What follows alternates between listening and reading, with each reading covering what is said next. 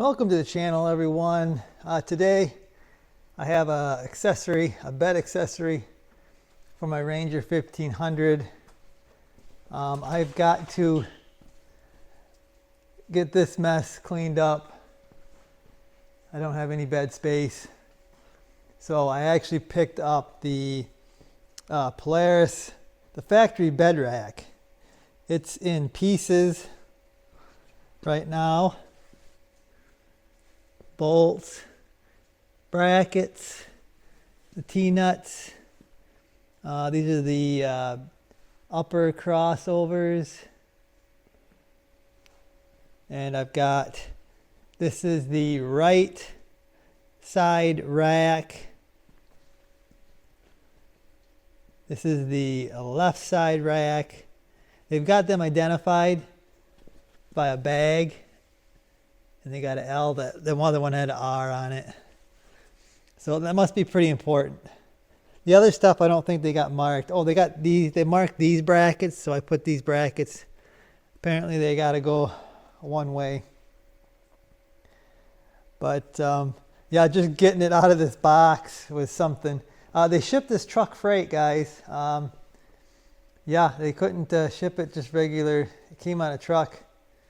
They delivered it right to the door. They had a tailgate on the semi, and they just dropped it off right by the door. I'm going to try to get this installed tonight.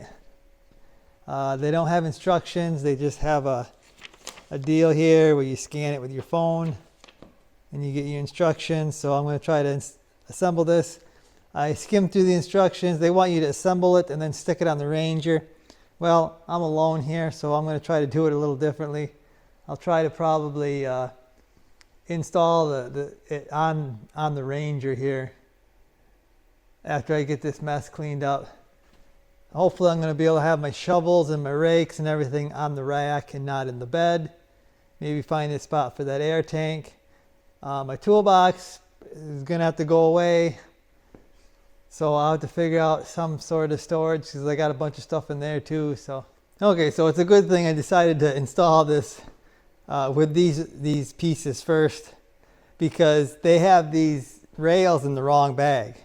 The one that's marked right is actually for the left side, and the one marked for the left is actually for the right side. From what I'm seeing anyway, the back end here, I don't know if you can see that, but it's like curved. Because this is the back, and you can see on the back of the Ranger here, the back curves. So if I put this one on the right side like they want, the curve is at the front of the bed. That doesn't make no sense to me. So I'm gonna switch them around. Hopefully, I don't know. I think they even got. They got an R. You got to put these little rubber pieces on here, and there was an R under there. I don't know, and there's an L under the other one, but they're wrong. So, yeah, I don't really know. I'm going to install it the opposite way. If I screw it up, I don't know. I'll be redoing it, I guess. So I got one of the sides on. And like I said, I'm almost positive this is how it's supposed to go, because it's this angled part. This angled part is supposed to be on the rear. I'm almost 100% positive. But to put them on there, you're just using this Lock and Ride Max system that Polaris come up with for these 1500s in the Expedition. You're going to use couple of these like custom washer things on top. You've got the nuts that go in there. They drop in like that, and then they'll slide in, and then you line them up. There's two for this side, or two for the back, two for the front. Then you got these smaller bolts. I know they don't look like they're going to go through, but they do. They don't seem long enough, but they work. So I'm going to get the other side installed, and then we'll do some then I'll probably start with what they want me to do, and I'll do the crossovers. I'm installing the crossbars.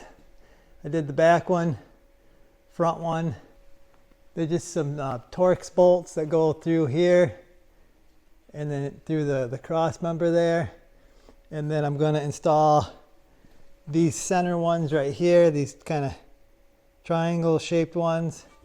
They're going to be going, there's two of them, one there goes across there, one there goes across there. So I'll get those in. I think they use a smaller bolt for them. The side braces here, and I thought there was a right and a left side, but there ain't. It's actually a front and a back. And these brackets, I know they look exactly the same, but these brackets are made different. And one goes on the front, one goes on the back. You can't really mix them up because the holes don't line up. So you want just find the one that lines up with the holes for the back and the one that lines up with the holes for the front. Apparently they're made just a little bit different. So there's not a right and a left, it's a front and a back. So I'm going to get the rest of these braces installed. The last thing I installed was these cross rails, these silver cross rails, and they're installed with long bolts, 2 long bolts through the main frame from the front. Then you got this triangle bracket, and then you got another nut that goes into the track here with a bolt there. So 3 bolts on each side. You got 4 of these rails. Everything's loose right now. You're not supposed to tighten anything up. Got this side all ready to tighten up. It looks awesome. I like it. I think it's really going to be something. It's really going to be something usable here. So, yeah, I got 1 more or 2 more pieces here. I got these rails. These 2 rails right here. They're track. You got some, looks like stainless bolts. And they're going to go, they go up here on these rails right here, the 2 center rails, so you can hang something on top. So probably going to run around and tighten all the bolts, and it'll be a done deal. The tools I use for this job, 13mm socket. I've got an Allen. Boy, I don't know what that is, but it's a small Allen. You should have it if you got the set. 10mm socket. I got an extension with a little swivel to get into some hard to reach places. 10mm wrench, 13mm gear wrench to tighten the main rack bolts, and then I got a 13mm wrench to hold the nuts. I got a T40 Torx, and then I use this little screwdriver to adjust the those slide-in nuts, the track nuts, to push them in far enough to get them where I needed to go. So not a lot of tools, but that's what I use for this. I got all the bolts tightened up. I guess you start at the corners. I did the corners, and then I did the crossover rails on the top. Then I did the other rails, and then finally I bolted it down to the Lock and Ride Max rails. They got torque settings like 8 foot-pounds. I've been wrenching a long time, so I just tightened them up till they were snug. But you can torque them. You'll need a torque wrench for that. A small torque wrench, because it's only like 8 foot-pounds, I think, or 16 foot-pounds on some of them, something like that. But yeah, it's on. I mean, it feels really solid, really solid. I think it's a well-made rack. I believe I'm about 3 hours, I think, figuring this thing out. I'm filming too, so probably about 2.5 hours if you're just doing it yourself. But not bad. It wasn't bad. I was a little nervous with all the parts, but yeah, it's nice. Now comes the fun part. Oh, that's right, I got these rails installed up here with the track, so you can hang something up there, which is kind of nice.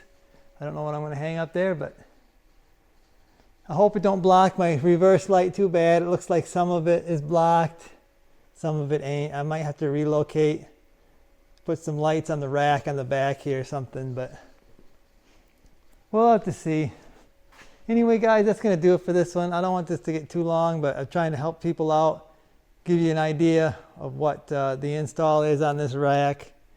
I know this rack isn't cheap, but I've said this before, the Polaris parts aren't cheap, but they seem to be really good quality, and they do bolt on pretty easily, you know, because they're made for the machines. I think maybe a Rhino rack might be making this stuff for Polaris.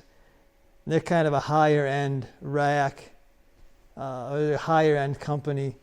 You know, a rack company. They do a lot of roof racks and stuff. I think they do all Polaris' roof racks too, but I don't know that for sure, but I think they do.